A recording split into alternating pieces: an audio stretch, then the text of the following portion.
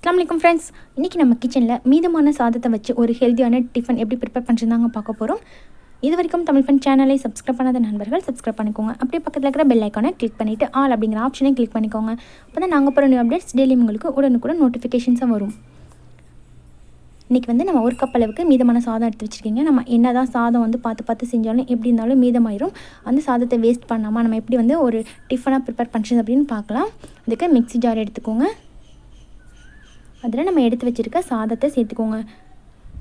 நம்ம முதல் நாள் சாதத்தை ஃப்ரிட்ஜில் வச்சுட்டு மறுநாள் கூட இது மாதிரி யூஸ் பண்ணலாங்க. சாதம் கூடவே பார்த்திங்கன்னா அரை கப் அளவுக்கு அரிசி மாவு சேர்த்துக்கோங்க. கூடவே 2 டேபிள் ஸ்பூன் அளவுக்கு தயிர் சேர்த்துக்கோங்க. தயிர் சேர்க்கறதுனால டேஸ்ட்டு பார்த்திங்கன்னா ரொம்பவே நல்லாயிருக்கும். தோசையும் நல்லா உங்களுக்கு கிறிஸ்பியாக கிடைக்கும். சேர்த்துட்டு இப்போ இது கூட தேவையான அளவுக்கு தண்ணி சேர்த்து இதை நைஸாக அரைச்சி எடுத்துக்கோங்க. இது போல் நல்லா நைஸாக அரைச்சி எடுத்ததுக்கப்புறமா இதை ஒரு பவுலுக்கு மாற்றிக்கோங்க.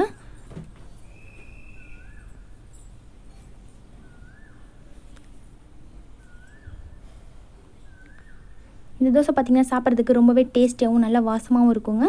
இப்போ இது கூட ஒரு 2 டேபிள் ஸ்பூன் அளவுக்கு ரவா சேர்த்துக்கோங்க. ரவா சேர்த்துட்டு தேவையான அளவுக்கு உப்பு சேர்த்துக்கோங்க. ஏற்கனவே நம்ம சாதத்தில் உப்பு போட்டு வடிச்சிருக்கோம். அதனால் உப்பு பார்த்துட்டு நம்ம ரவாக்கும் அரிசி மாவுக்கும் தகுந்த அளவுக்கு மட்டும் உப்பு சேர்த்துட்டு தேவையான அளவுக்கு தண்ணி சேர்த்து இந்த பேட்டரை நல்லா மிக்ஸ் பண்ணிக்கோங்க. நல்லா தோசை மாவு பதத்துக்கு இதை கரைச்சி எடுத்துக்கோங்க.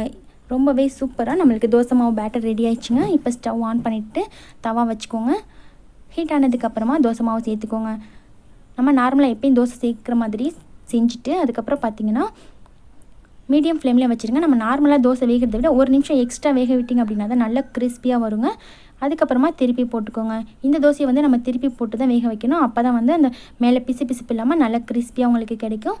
2 சைடும் செவந்ததுக்கப்புறமா பிளேட்டுக்கு மாற்றிட்டு சர்வ் பண்ணிக்கோங்க. உங்களுக்கு பிடிச்ச சட்னி சாம்பார் கூட நீங்கள் இதை சர்வ் பண்ணலாம். ரொம்பவே அட்டகாசமாக இருக்கும். நம்ம சாதத்தில் செஞ்ச தோசைன்னு யாருமே கண்டுபிடிக்க மாட்டாங்க. அவ்வளோ டேஸ்டியாக இருக்கும். கண்டிப்பாக நீங்கள் ட்ரை பண்ணி பாருங்கள்.